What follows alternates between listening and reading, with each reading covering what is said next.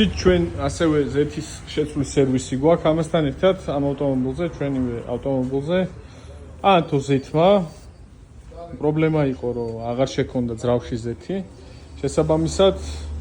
დავადიაგნოსტირეთ თუ რატო ხდებოდა ესე ზეთს ნათურად სიმციმებდა პლუს დაემატა ზეთის მიწოდების ნათურას და დიაგნოსტიკამ აღმოაჩინა ის რომ უნდა ყოფილიყო ძრავი დასაშლელი ნოქიანი გასამონტებელი უნდა დაგვეშალა ჩამოგვეღო კარტერი მოგვეხსნა ლაპა და გვენახა იყო თუ არა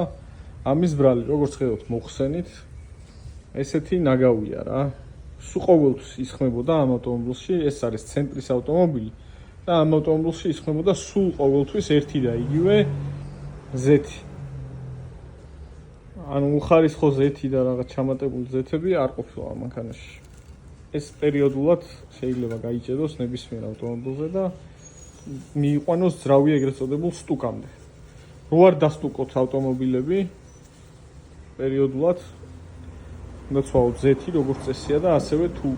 აგინთებთ ეგრეთ წოდებული ზეთის დაჩიკი ეგრევე უნდა მიხედოთ რომ არ მოგწიოთ ძრავის შეცვლა. ასე რომ გელოდებით ავტომასტერში როგორც საფუხის საშუალებების შეცვლაზე ასევე წვის კამერის პრობლემების მოგვარებაზე ასევე ძრავის გაგრილებაზე და სხვა უამრავ დიაგნოსტირებებზე. ნებისმიერ ძრავზე, როგორც დიზელზე, ასევე ბენზინზე არ აქვს მნიშვნელობა.